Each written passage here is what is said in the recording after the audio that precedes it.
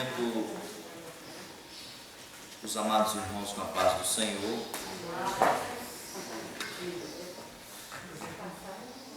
Cumprimento também os nossos irmãos que estão em suas casas, seus lares, nos ouvindo pelo Facebook da igreja.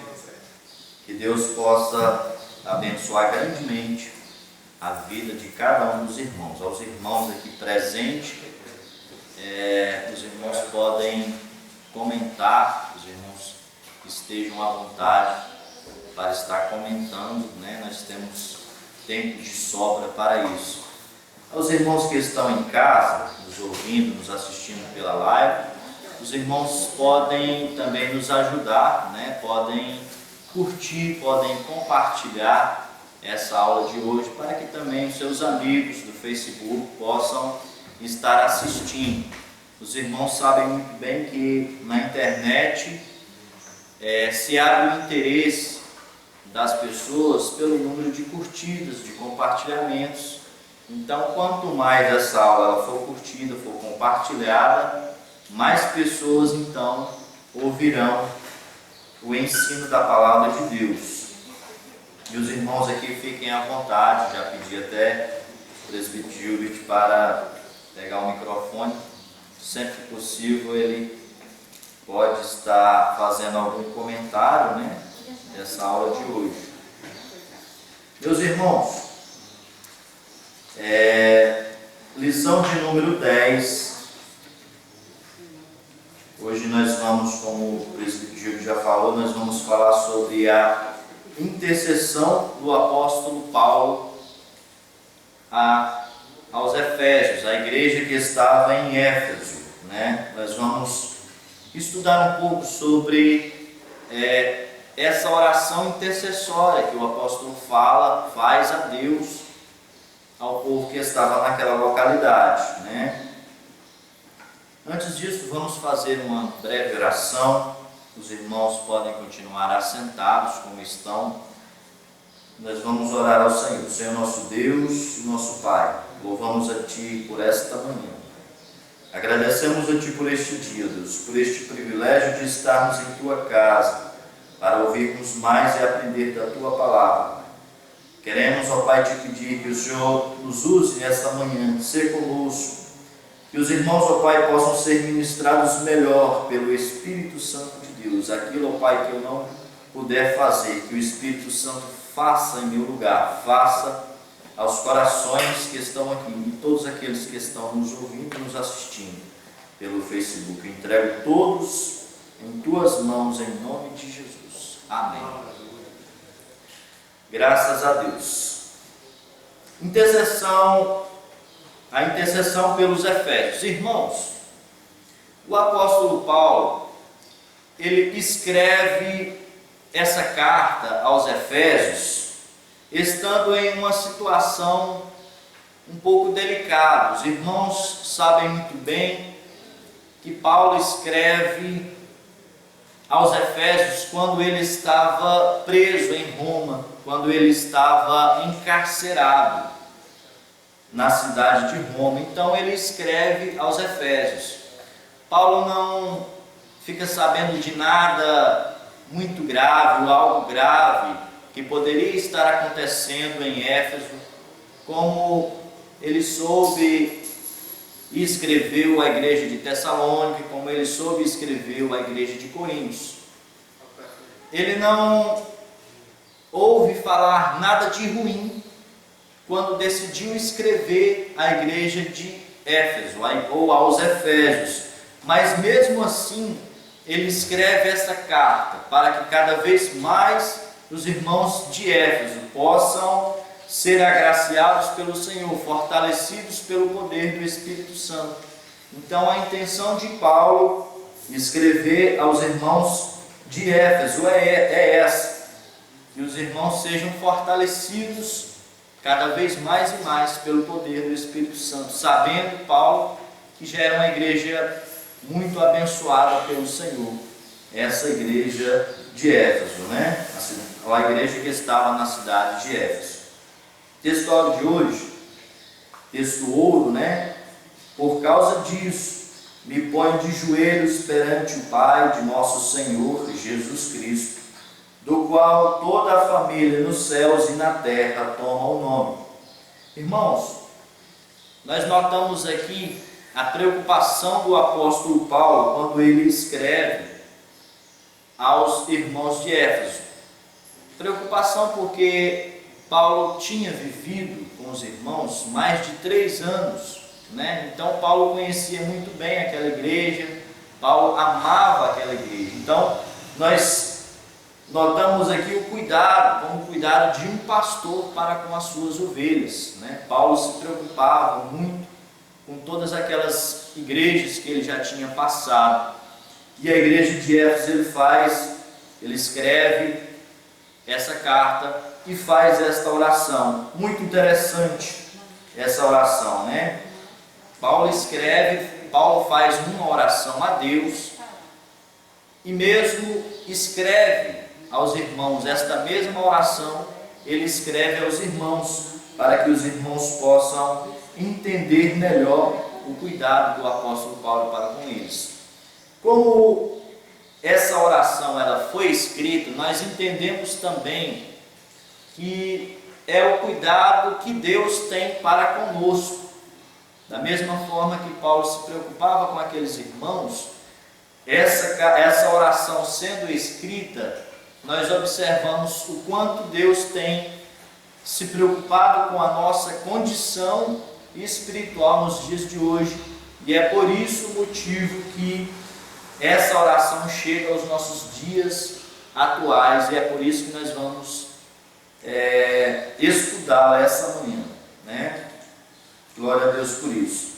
Eu acho muito interessante quando a gente observa a vida de Paulo, o apóstolo Paulo, todo o cuidado que ele teve, todo o trabalho que ele teve na obra de Deus. Quando a gente começa a observar o trabalho da vida de Paulo, os nossos olhos se enchem de lágrimas, né? Porque foi realmente um trabalho muito admirável que Paulo fez com a obra de Deus, o cuidado que ele teve com a obra de Deus. Nós observamos que o contexto, quando ele escreveu essa carta, ele estava preso em Roma, encarcerado, enquanto ele estava provavelmente, possivelmente escrevendo essa carta, Paulo estava ganhando um escravo para Jesus. Paulo estava ganhando Onésimo para Jesus. E vemos também o cuidado que ele tem, né? Quando ele escreve a Filemon, na mesma época que ele escreve aos Éfesos, Paulo também escreve a Filemon, tendo este cuidado com aqueles irmãos. E Paulo recomenda a Filemon que receba este escravo que agora foi ganho pelo apóstolo Paulo para Jesus. E Paulo escreve então a Filemon, né? Se algum dos irmãos puder abrir as suas Bíblias em Filemon, confesso aos irmãos que deu um trabalhinho localizar Filemon lá, mas eu achei o verso de número 18. Se algum dos irmãos puder ler aí para a gente entender um pouco do cuidado de Paulo, da intercessão de Paulo, não só para com os Éfesos, aos irmãos que estavam em Éfeso, mas também com todos aqueles que Paulo tinha um interesse, Paulo tinha conhecido, Paulo tinha uma certa amizade. Se algum dos irmãos tiver localizado aí, Filemon. Versículo 18, verso número 18. E se te fez algum dano, ou te deve alguma coisa, põe isso na minha conta.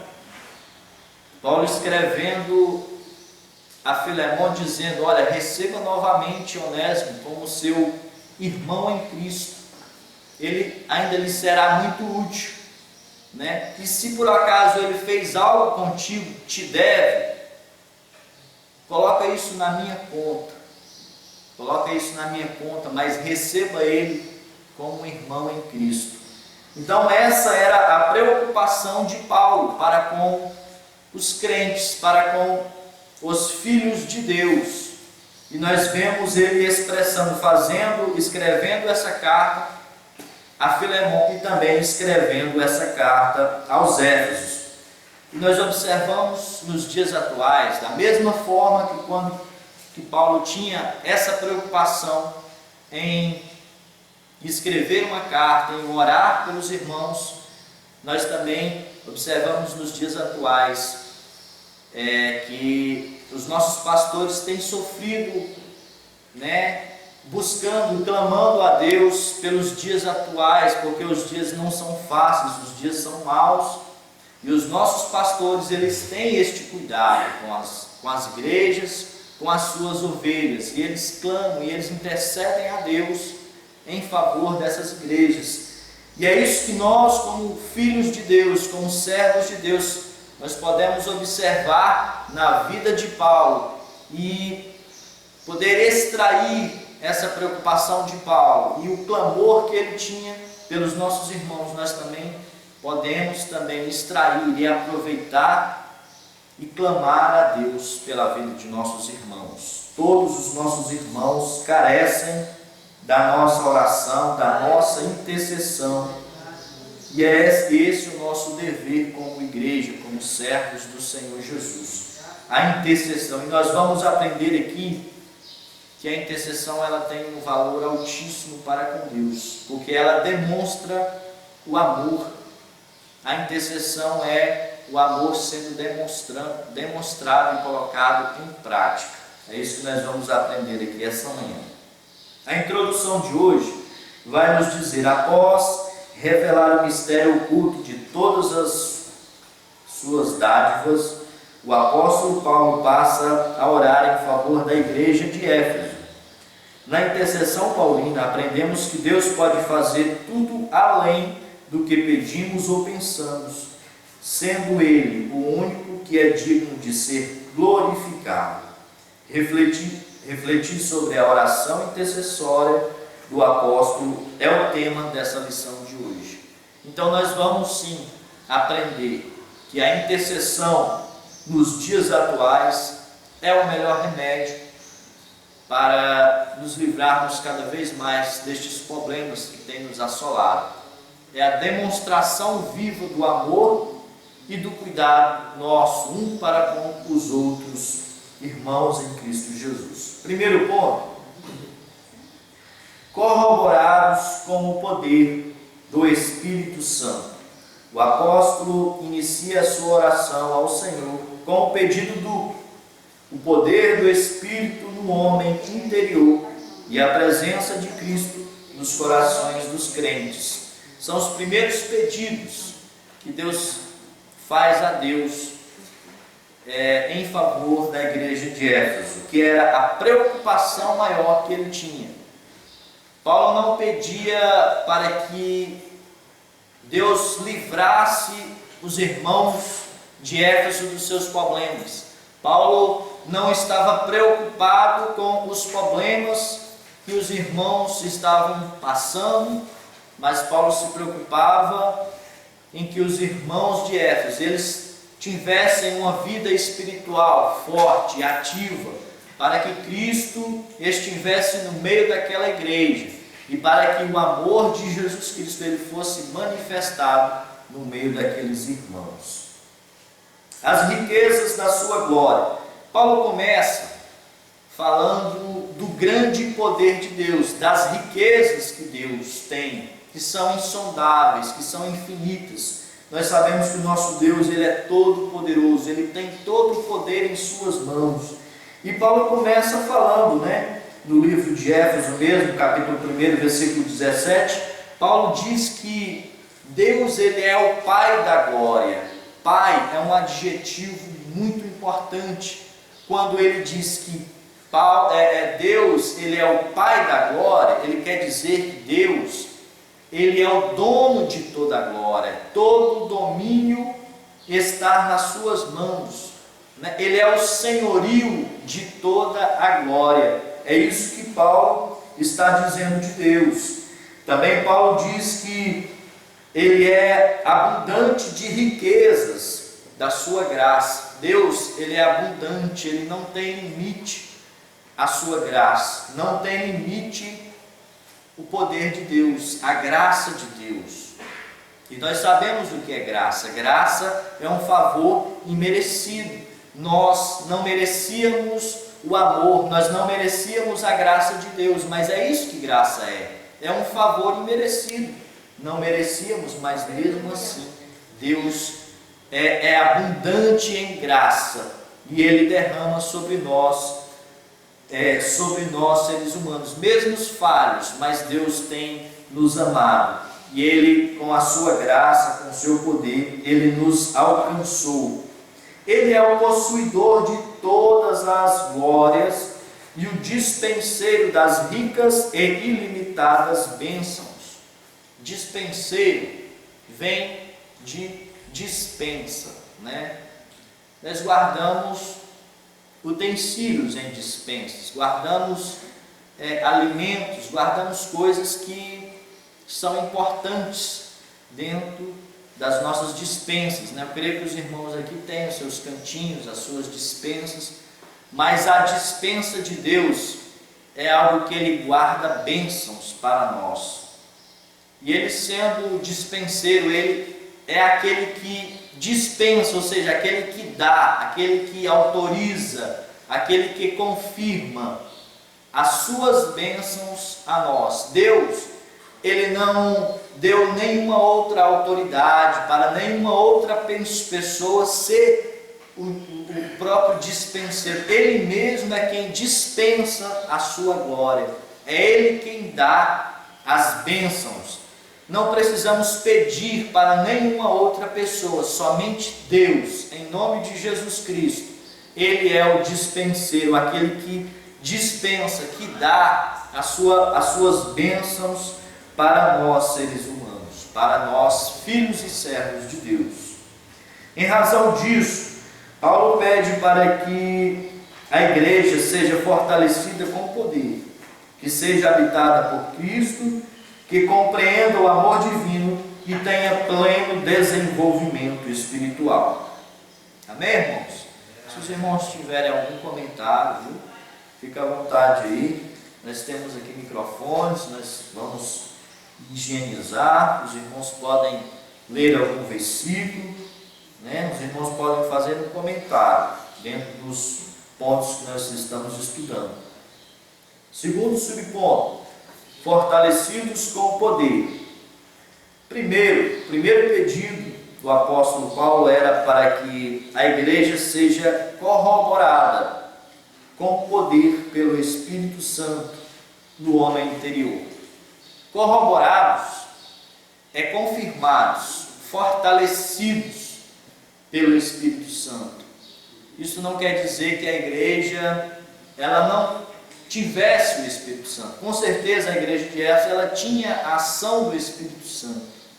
Mas o apóstolo Paulo ele faz esse pedido para que cada vez mais os irmãos de Éfeso eles possam ser fortalecidos pelo Espírito Santo. Isso é constantemente, diariamente, que os irmãos possam ser fortalecidos.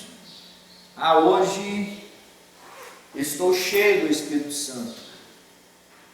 Então quer dizer que amanhã eu não posso mais buscar o Espírito Santo? Eu vou cessar a minha busca? Não. Cada dia mais e mais eu devo buscar o Espírito Santo de Deus. Cada dia mais e mais devo me aproximar, ter intimidade com o Espírito Santo. É isso que o apóstolo Paulo estava pedindo a Deus, para que Deus o fortalecesse aqueles irmãos no Espírito Santo. E ainda Paulo enfatiza que a única força que habilita o crente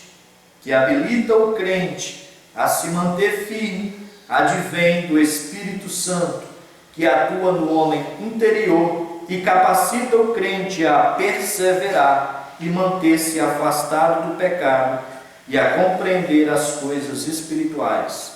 Meus queridos irmãos, essa palavra, ela perseverar, ela me chama muito a atenção. trazendo isso para os nossos dias atuais, nós temos visto que, diante de muitas lutas e adversidades,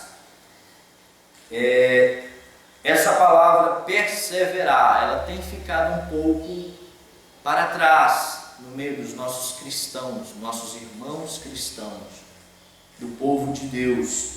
Perseverar é ser constante, é não voltar para trás. Perseverar é mirar o alvo e ir à frente, sem se preocupar com as coisas que ficaram para trás. Ontem mesmo eu estava vendo dos memezinhos da internet, eu achei muito interessante. Era uma foto de um carro que tinha o seu para-brisa e o retrovisor menorzinho, e a frase dizia: por que o para-brisa é maior do que o retrovisor? Porque as coisas que estão à nossa frente são muito mais importantes do que as que ficaram para trás. Isso é perseverar, olhar somente para frente, sem se preocupar com as coisas que ficaram para trás.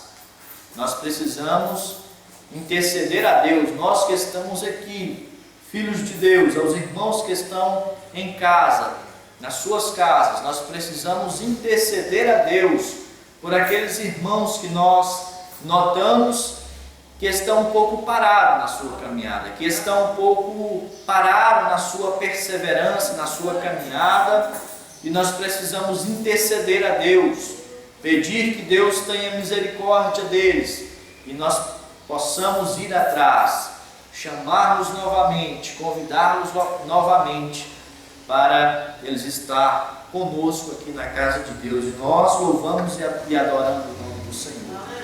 Esse é o nosso dever, é a nossa função como filhos de Deus, como a sabedoria que o Espírito Santo tem nos dado, nós possamos correr atrás daqueles que estão desanimados. E também manter-se afastado do pecado. O Espírito Santo de Deus é quem nos capacita para nos afastarmos do pecado. O pecado que tão de perto nos rodeia. O pecado está em nossa volta, está em todos os lugares. Nós precisamos da sabedoria do Espírito Santo para que possamos ter entendimento, nos livrar, e nos esquivar das coisas que nos levam ao pecado, que nos fazem pecar, O inimigo, ele precisa apenas de uma brechinha, ele não precisa de uma janela, apenas uma brecha o inimigo precisa, que possamos esconder todas aquelas brechas que às vezes nós demonstramos, ao inimigo, que possamos buscar mais do Espírito Santo, a sabedoria para as coisas espirituais. Amém, irmãos? Terceiro subponto: habitados por Cristo. O apóstolo também orou para que Cristo habitasse pela fé nos corações dos santos. Meus irmãos, mais uma vez, da mesma forma, o comentarista da lição, ele nos diz, isso não quer dizer que os irmãos de Éfeso não tivessem já Cristo nos seus corações. Sim, com certeza, os irmãos de Éfeso tinham Cristo em seus corações. Da mesma forma, nós hoje, quando nós aceitamos o convite de Cristo, nós sempre usamos aquela ilustração, Quando o pastor, os irmãos fazem o apelo, sempre há aquela frase: se Cristo bater em sua porta, deixe ele entrar, Não foi isso que aconteceu conosco? Cristo bateu na porta do nosso coração, nós deixamos ele entrar, e até hoje Cristo permanece morando em nossos corações, em nossas vidas. Não foi isso que aconteceu com os irmãos? O comentarista, ele faz esta alusão, de Cristo morar em nossos corações. E ele usa essa expressão, a palavra que ele usa, ele é direto, como uma habitação permanente. É uma habitação que dura para sempre. Não é aquela habitação temporária, né? Não é aquela habitação que dura somente um instante e logo já não está morando mais no coração. É uma habitação permanente que vai durar para sempre. É isso que o apóstolo Paulo pedia a Deus em favor dos irmãos de Éfeso. E essa também é a nossa preocupação nos dias atuais. Que Jesus Cristo more nos nossos corações para todos sempre.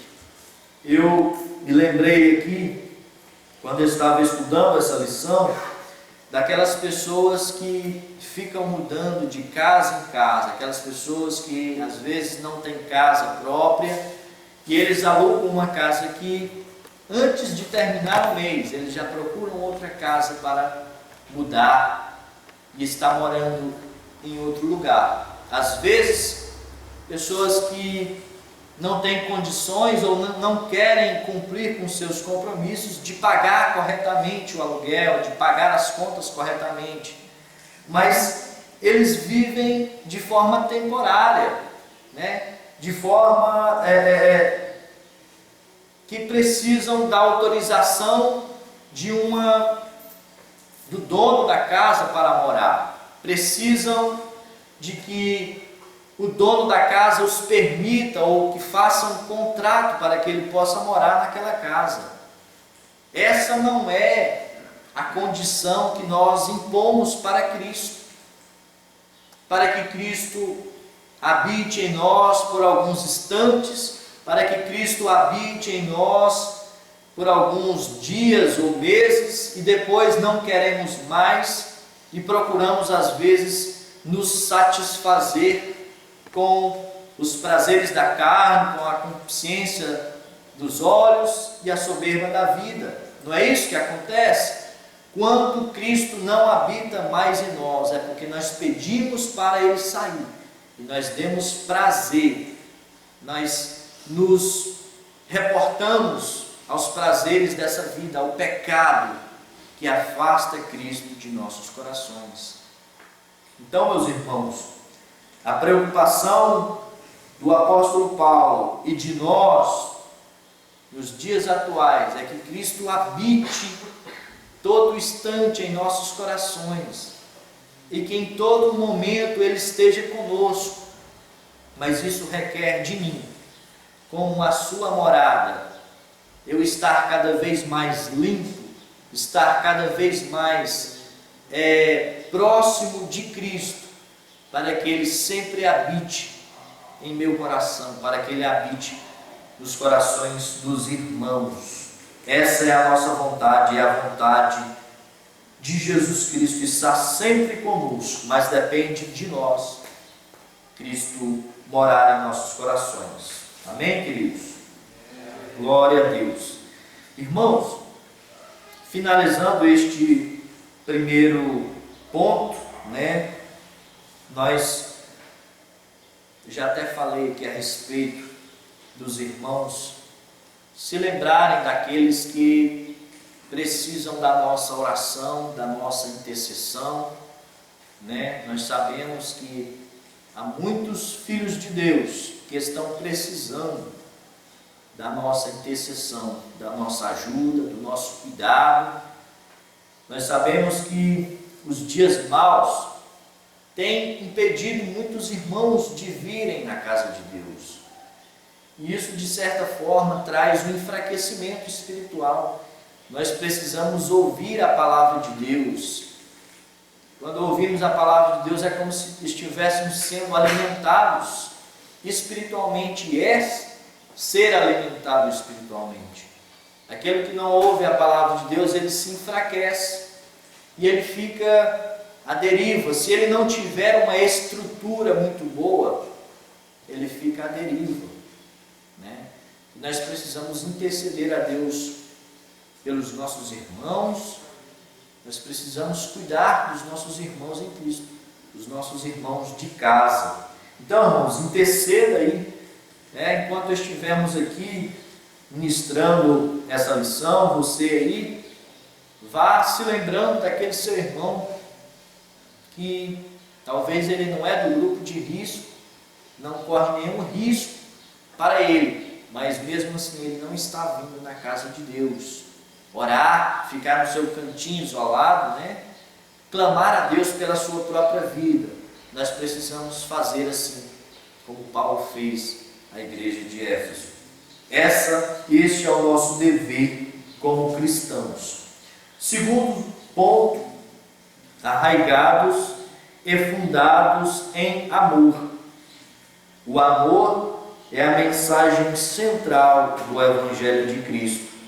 Um dos propósitos da oração de Paulo foi para que a igreja entendesse e exercitasse o amor de Deus.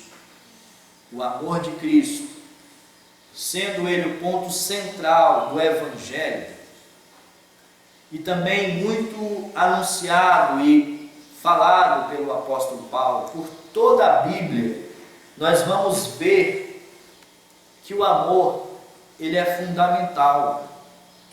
Não existe salvação se não houver amor. Se eu não amar, se eu não demonstrar o amor de Deus que Ele teve para com a minha vida e o que eu tenho para com a presença e com a vida do nosso Deus, do nosso Senhor Jesus Cristo. Então, o amor, ele é fundamental em nossas vidas. Não é só falado, ele é vivido, ele é experimentado, né? O amor, a virtude cristã. Nas Escrituras, o amor é atributo divino. Aquele que não ama não conhece a Deus, porque Deus é amor. Como nós falamos aqui, se nós falamos em amor, se nós pregamos em amor, mas nós não demonstramos amor, que negócio é esse? O que adianta? Como disse o próprio apóstolo Paulo lá na carta aos Coríntios, o que adianta se não tiver amor? De nada adianta. De nada adianta. De nada adianta eu demonstrar uma espiritualidade de forma tão grande que às vezes os irmãos, os vizinhos, as pessoas lá fora ficam admirados com a nossa espiritualidade, mas se eu não demonstrar o amor cotidianamente, o que vai adiantar? As pessoas, elas vão nos perceber pelo amor demonstrado, né? E é isso que a palavra de Deus diz: aquele que não ama não conhece a Deus. Então nós, se conhecemos a Deus como dizemos que conhecemos, precisamos demonstrar o amor de Deus. Foi por amor que Cristo se entregou para o resgate da humanidade. O amor é o resumo da lei e dos profetas. Eu gostaria que algum dos irmãos lesse aí, abrisse em Mateus 22, versículo 40.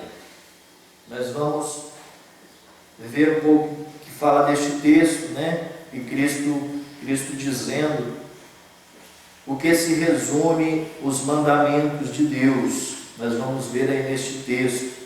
Os irmãos acharem, pode estar lendo. Mateus 22, versículo 40.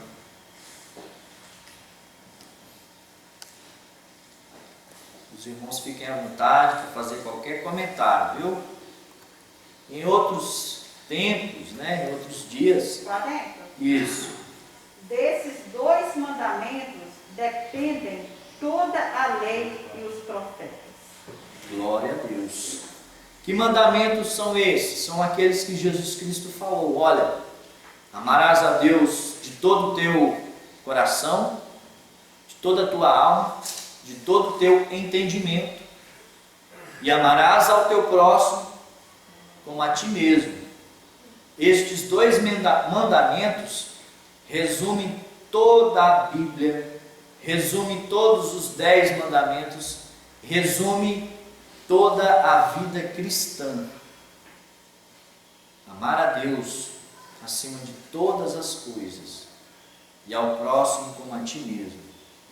Então estes são os mandamentos, são os 2 grandes mandamentos que resumem toda a Bíblia. Amar. Eu tenho que amar a Deus, é o primeiro mandamento. Amar a Deus. E logo após, em sequência, no mesmo instante, amar o meu irmão como a mim mesmo. Então quer dizer que eu também tenho que me amar, não é verdade? Lá no finalzinho nós vemos amar o próximo como a mim mesmo. Sim, porque nós temos visto também ultimamente pessoas que não se amam mais, que não têm mais o amor próprio. O mandamento de Deus é esse: como eu devo amar o meu irmão, eu devo amar o meu amigo da mesma forma como eu me amo. Se eu não me amo, o que adianta? Então também devo ter amor próprio. Mas o amor próprio, ele não é superior ao amor para com Deus, e ele é de igual modo o amor para com o meu irmão. Esse é o resumo, da palavra de Deus do mundo cristão hoje.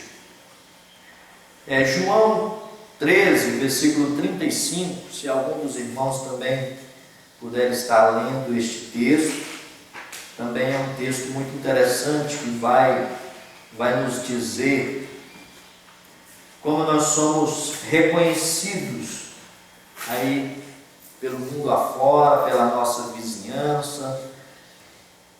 João 13, versículo 35, vai também nos clarear um pouco a mente. Irmão Enoque sempre acha a Bíblia muito fácil aí, se quiser ler, pode estar lendo, irmão. 35. Nisso conhecerão que todos sois meus discípulos, se tiverdes amor uns aos outros. Está vendo, meus irmãos? Como nós somos reconhecidos? Nós somos reconhecidos por Deus, nós somos reconhecidos por Jesus, E nós somos reconhecidos aí fora. Nós somos reconhecidos no nosso trabalho, na nossa escola, se nós demonstrarmos o amor. Seremos reconhecidos, este é o sinal, a demonstração do amor. Aí sim seremos reconhecidos como discípulos de Cristo. Nós, muitas das vezes, dizemos que somos discípulos de Cristo, somos servos de Cristo, seguimos a Cristo. Mas um dos sinais, não só da boca para fora, mas um dos sinais que confirma isso é a demonstração do amor. A demonstração do amor está inserido no nosso caráter.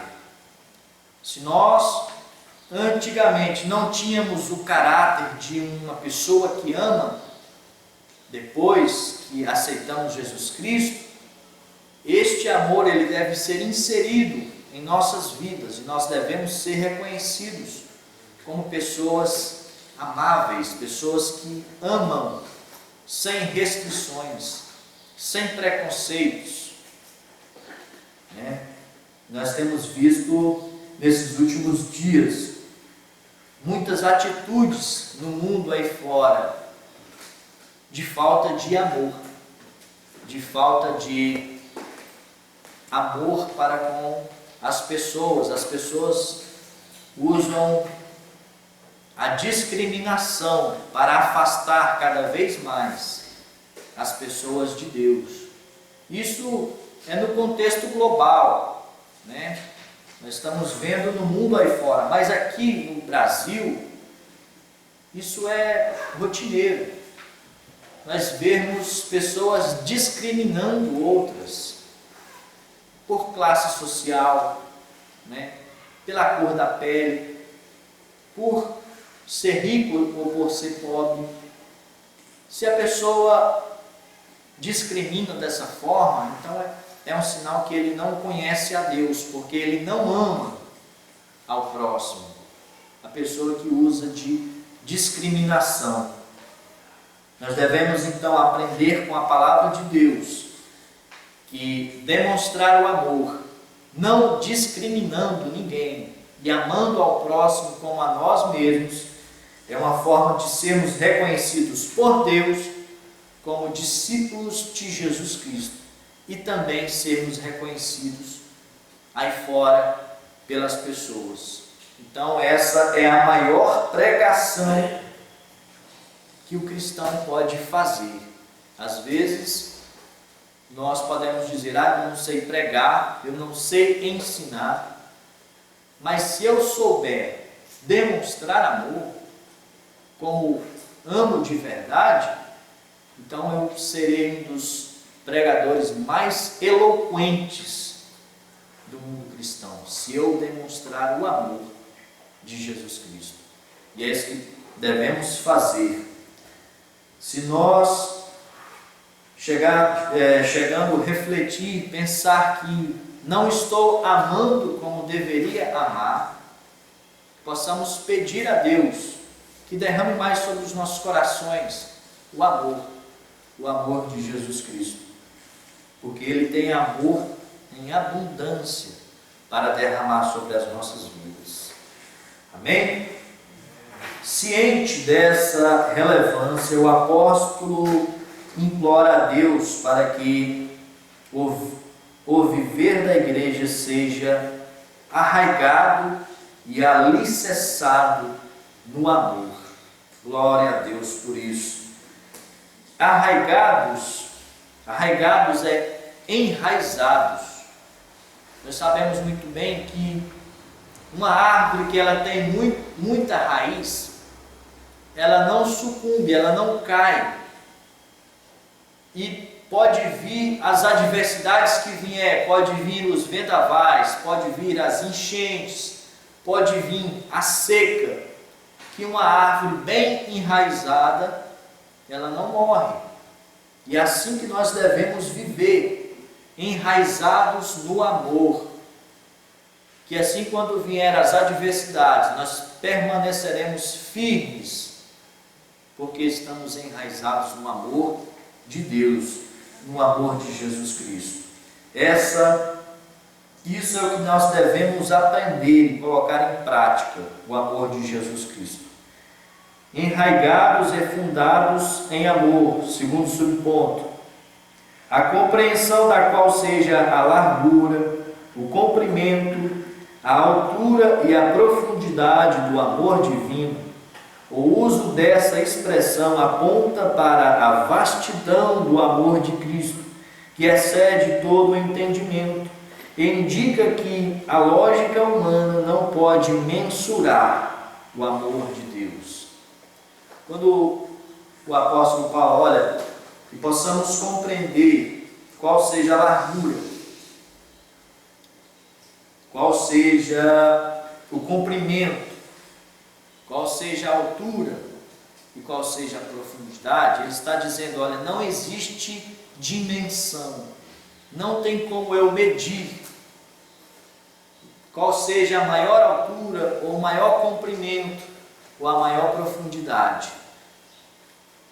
Vai muito além da nossa compreensão humana, o amor de Deus.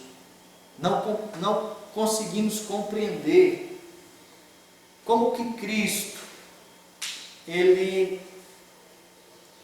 nos conhecia, mas nós, há muitos anos depois de que Cristo morreu na cruz do Calvário, era como se não tivéssemos intimidade com Ele, mas mesmo assim, Jesus Cristo, Ele morreu na cruz do Calvário, foi pensando em mim, foi pensando em você. Às vezes nós podemos, olha, mas é muito difícil entender o amor de Jesus, sofrer da forma que Ele sofreu. por amor. A qualquer instante, Cristo ele poderia abandonar tudo, ele poderia descer da cruz e se salvar, como foi indicado para ele. Mas Cristo, ele estava aprofundado no amor. E ele tinha perseverança, ele não desistiu jamais. E este amor, o amor de Cristo é uma das... Quando nós paramos para analisar este amor, eu me lembro daquele texto de 2 Coríntios, né? Se algum dos irmãos puder ler aí, 2 Coríntios, capítulo 5, versículo 14. É um dos textos que eu particularmente, eu me apego, né? Porque demonstra muito na minha vida, eu não sei na vida dos irmãos, mas particularmente na minha vida, eu me apego muito a ele. Os irmãos podem estar lendo aí, 2 Coríntios. Porque o amor de Cristo nos constrange, portanto nós assim, que se um morreu por todos, logo todos morreram. Então, meus irmãos, isso é o que me atrai, isso é o que me toca. O amor de Cristo, ele me constrange. Ele me constrange. Talvez ele constrange também os irmãos, eu não sei. Por quê? Porque ele constrange a nós. Porque nós, com ações ou com palavras, não poderemos pagar este amor que foi derramado para conosco. Jamais, com as nossas atitudes humanas, poderíamos, pagar a Jesus Cristo. Se Jesus Cristo morreu por todos nós, será se nós poderíamos também morrer por Jesus Cristo? Será se nós nos atreveríamos a tal morrermos por Jesus Cristo? Mesmo não morrendo por Jesus, mas vivendo uma vida consagrada a Ele, vivendo uma vida de integridade a Jesus, não conseguiríamos pagar este amor. É por isso que ele nos constrange, porque nós vamos ficar eternos devedores do amor de Jesus Cristo. E a única coisa que poderemos fazer é amar a Deus, amar a Jesus Cristo, amar ao nosso próximo. Não conseguiríamos pagar a Jesus, mas chegaremos perto, porque obedeceríamos aos mandamentos de Jesus. Com certeza faremos o esforço e chegaremos perto, mas Ele nos agraciaria, Ele nos abençoaria. Então que o amor de Cristo ele possa nos constranger a fazermos da mesma forma que Ele fez. Não chegaremos aos pés de Cristo, mas obedeceremos aos seus mandamentos, agindo dessa forma.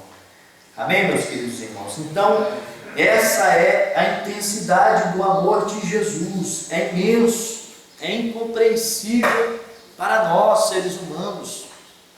Não temos como dimensurar quão grande é este amor para que conosco. É grande demais, é tamanho. Mas nós damos graças a Deus, porque este amor ele foi derramado para conosco. Nós temos vida, nós temos liberdade e nós somos amados por Deus. Isso nos traz esperança, isso nos traz gozo para a nossa alma, nos dá alegria em Cristo Jesus, nos dá força para vivermos nesses dias, na nossa vida, e vivermos para Jesus Cristo. Glória a Deus por isso. A bênção de Deus, terceiro ponto, a bênção de Deus excede o pensamento humano. Em sua audaciosa intercessão em favor da igreja, o apóstolo ensina que Deus é capaz de fazer muito além do que pedimos e que o Eterno deve ser glorificado para sempre. Meus irmãos, chegando neste terceiro ponto, nós vamos ver agora o que Paulo diz na sua oração aos irmãos de Éfeso e também nos dias atuais, que o nosso grande objetivo aqui na face da terra é servirmos a Deus e o adorá-lo, vivermos uma vida de inteira adoração a Deus, em todos os momentos, em todas as circunstâncias, nós devemos adorar a Deus por tudo aquilo que Ele fez por nós e ainda continua fazendo e vai continuar fazendo de acordo com as suas promessas, né? Nós devemos viver adorando a Deus de coração, né? A dimensão das bênçãos divinas. Ao concluir a ousada oração, Paulo lembra de que a magnitude do poder de Deus é capaz de fazer muito mais abundante, além daquilo que pedimos ou pensamos. Então, meus irmãos, se eu peço algo para Deus que está de acordo com os meus limites, por exemplo, vou usar o exemplo meu, né? Fútil, mas foi um pedido que eu fiz para Deus. Eu pedi a Deus, quando eu era adolescente, quando eu era jovem, eu pedi a Deus uma casa, né? É o sonho de todos nós morarmos na nossa casa própria. E eu, a vida inteira aqui, longe do Ceará, eu vivia de aluguel, né? Eu com os meus pais. Então eu pedi a Deus uma casa própria. Irmãos, Deus ele foi muito além daquele meu pedido. Deus me deu uma casa linda, uma casa boa, uma casa confortável. Então, Deus ele vai muito além daquilo que pedimos. Né? Isso, como eu disse, coisas simples na nossa vida diária. Mas nós podemos pedir constantemente coisas para a nossa vida, para os nossos irmãos, para a nossa família, né? Nós podemos pedir a salvação da nossa casa, as irmãs podem pedir salvação para o marido, ou vice-versa, o marido para a esposa, para os filhos. Se nós continuarmos firmes nesse pedido, Deus ele vai agir muito além do nosso pedido, muito além dos nossos pensamentos. Mas requer uma oração contínua, uma contínua intercessão a Deus. É isso que nós precisamos, perseverar em oração, porque é promessa de Deus, irmãos. Não é eu, irmão, é Deus que está falando, não, é promessa de Deus. Deus ele vai muito além dos nossos pensamentos. Uma coisa muito interessante que eu estava meditando é que Deus ele é tão grande, irmãos. O mundo em que vivemos, ele é grande para nós, seres humanos, mas o mundo em que vivemos, Deus ele cabe nas palmas da mão de Deus, na palma da mão de Deus. Essa é a dimensão do nosso Deus, não há limites para Ele. E todas as coisas que nós pedimos a Deus, se for da vontade, da bondade de Deus, se for para o nosso bem, Deus ele sabe muito bem interpretar isso. Um pedido que é para o meu próprio bem, se eu peço algo que não é para o meu bem, às vezes é mais para o meu desejo próprio, mas não vai ser para o meu bem, para a minha vida, Deus ele não vai me conceder. Mas se é para a minha vida, aquilo que eu estou pedindo, se é para o meu bem espiritual, Deus ele vai me conceder sim, tudo aquilo que eu pedir a Ele. E Ele vai muito além, não vai ficar apenas no meu pedido, Ele vai caprichar, É o que nós vemos em Romanos 8, versículo 35, Paulo dizendo à igreja de Roma, né? Quem nos separará do amor de Cristo?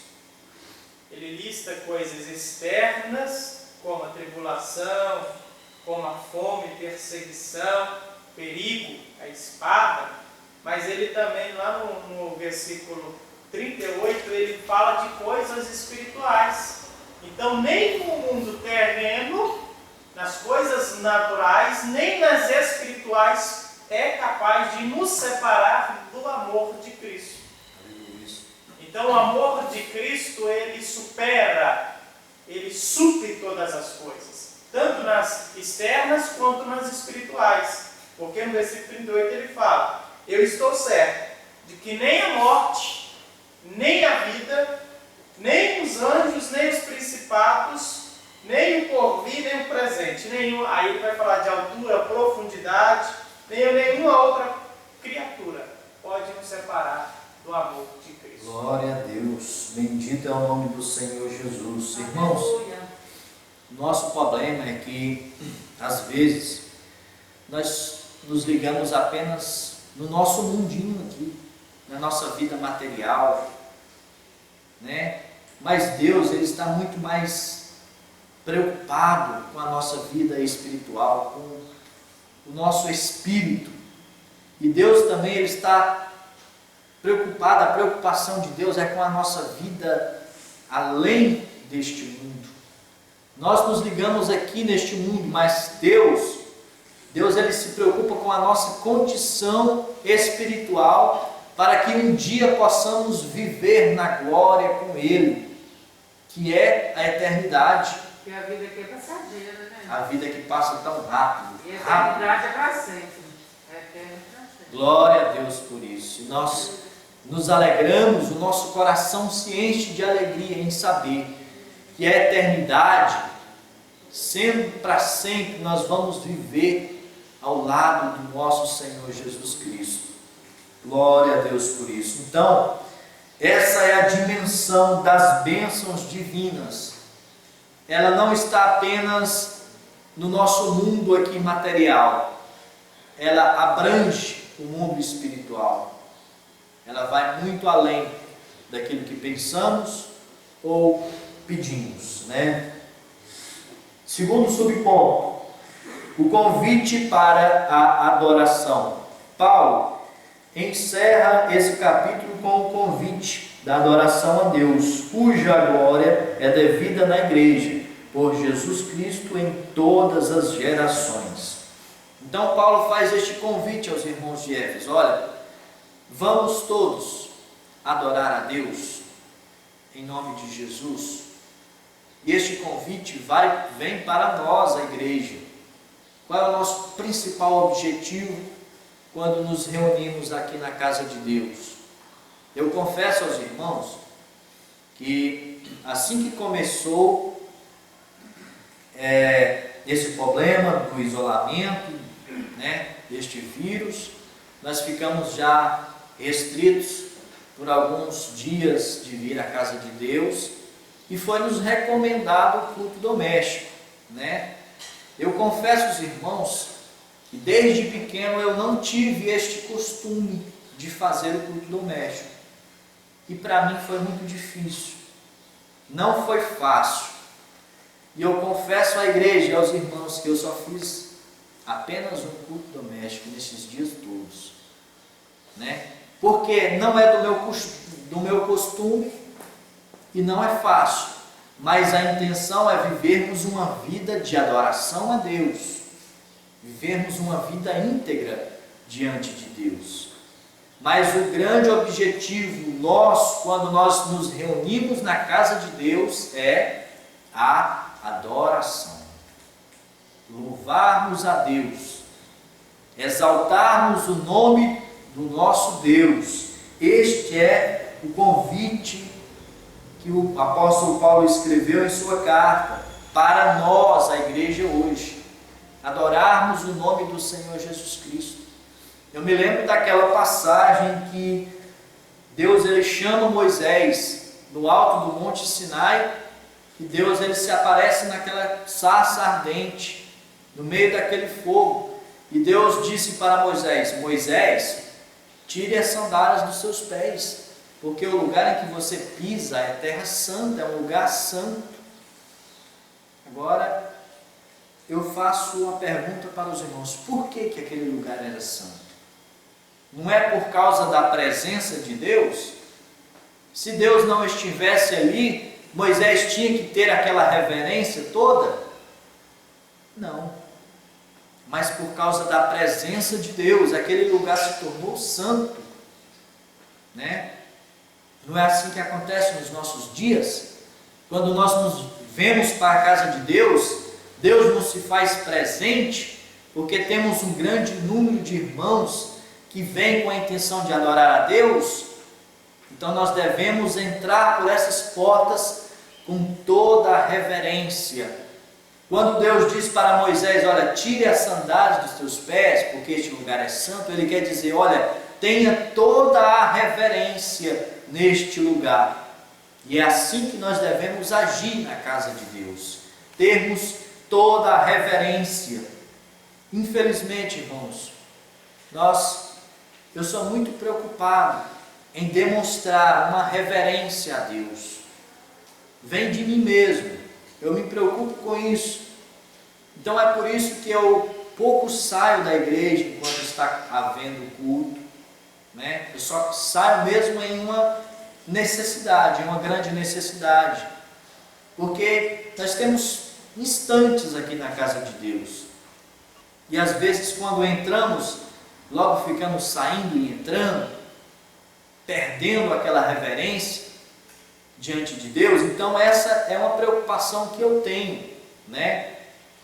E quando eu estiver aqui ligado, falando com Deus, que nada possa nos distrair. Sim, porque acontece de haver algumas pessoas que se distraem, às vezes se trouxer o celular e ficar brincando, ficar mexendo, distrai. Isso é falta de reverência. Existem algumas igrejas por aí que eu já ouvi plaquinhas dizendo: proibido o celular. Os nossos irmãos aqui são muito sábios, inteligentes, não precisa ter placa, né? Os irmãos guardam o seu celular, colocam no silencioso, né?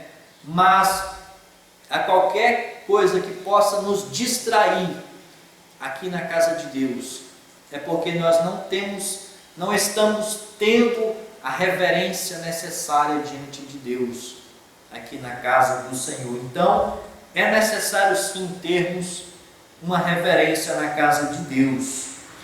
Este é o convite para adorarmos. O principal objetivo é adorarmos a Deus, né? Eu tenho também algum conceito de que quando nós vemos a casa de Deus, né? Eu me lembro na era medieval de quando as pessoas iam visitar os reis, eles sempre se encurvavam, né? Diante dos reis, tamanha reverência, e também levavam presentes, né? Não foi assim que aconteceu com os reis magos na Bíblia? Levaram presentes para Jesus, se prostraram diante de Jesus no nascimento de Cristo. E na época medieval, na era medieval, as pessoas levavam presentes, né? A rainha de Sabá levou muitos presentes, muito ouro para o rei Salomão. É uma forma de reverência, de presentear. E eu sempre carrego isso comigo, né? De que quando nós entramos na casa de Deus, é como se nós estivéssemos adentrando a um palácio. Isso não quer dizer, meus irmãos, que estes bancos aqui, ou esta cadeira aqui, seja um trono, não, jamais. São apenas bancos, poltronas, porque o trono, ele é espiritual, e Jesus está sentado no seu trono dentro da igreja, e nós devemos sempre trazer algo para Jesus Cristo. O que é que temos em nossas mãos? Será que nós temos adoração sincera e verdadeira para entregar a Ele? Então essa é uma preocupação que tem sempre que venho na casa de Deus. Trazer uma adoração sincera e verdadeira ao nosso Deus, ao nosso Senhor Jesus Cristo. Aleluia. Estamos caminhando para o final, o último subponto, o terceiro ponto, a glória devida a Deus. Finalmente, Paulo prossegue a ensinar que Deus deve ser glorificado na igreja e em Cristo. Quer dizer que os atos de louvor e glorificar a Deus fazem parte dos propósitos da instituição da igreja. A igreja nunca terá glória em si mesma, pois toda a glória é exclusivamente tributada para Deus por intermédio da obra de Cristo. Glória a Deus por isso. Em sua oração, o apóstolo anela que essa postura de adoração e exaltação a Cristo perdure por todas as gerações e enfatiza o seu pedido com a frase para todo sempre, o que significa que deve ser praticado por todos os crentes. Tem dois propósitos essa palavra para sempre, né? O objetivo aqui da lição é que em todas as gerações de crentes, desde a fundação da igreja, todos os crentes adorem e congreguem na igreja, venham participar dos cultos para adoração a Deus, para louvor a Deus. Mas esta palavra, essa frase, para sempre, também nos faz lembrar na glória. Quando nos reunirmos todos na glória, nós adoraremos a Deus face a face, contemplaremos a sua glória. Aí então, meus irmãos, nós vamos compreender qual é a tamanha da altura, da largura, do comprimento e da profundidade do amor de Jesus. Somente na glória nos será revelado isso. Então, na glória, nós iremos adorar a Deus face a face. Isso será um grande privilégio para nós. Que Deus possa abençoar a cada um dos irmãos em Cristo e que essa aula de hoje, o Espírito Santo de Deus fale mais profundamente nos corações dos irmãos, assim como falou no meu, né? Que essa aula foi ensinada. Conclusão: a ousada intercessão de Paulo anela o fortalecimento da igreja. O apóstolo tinha ciência de que perseverar do cristão dependia de 4 princípios basilares, os quais ele pediu a Deus em oração. Primeiro, o fortalecimento do poder, a presença plena de Cristo, o intenso exercício do amor de Deus e o contínuo crescimento espiritual até encontrar a perfeição. Durante esse processo, o povo de Deus deve glorificá-lo em todo o tempo. Aleluia. Bendito é o nome do Senhor Jesus. Irmãos, eu quero agradecer por essa oportunidade que Deus nos concedeu. Que Deus continue abençoando toda a igreja, que os irmãos continuem perseverando em intercessão por todos aqueles irmãos, por nós, né? Possamos orar uns pelos outros. Este é o mandamento do Senhor Jesus. Agradeço em nome de Jesus.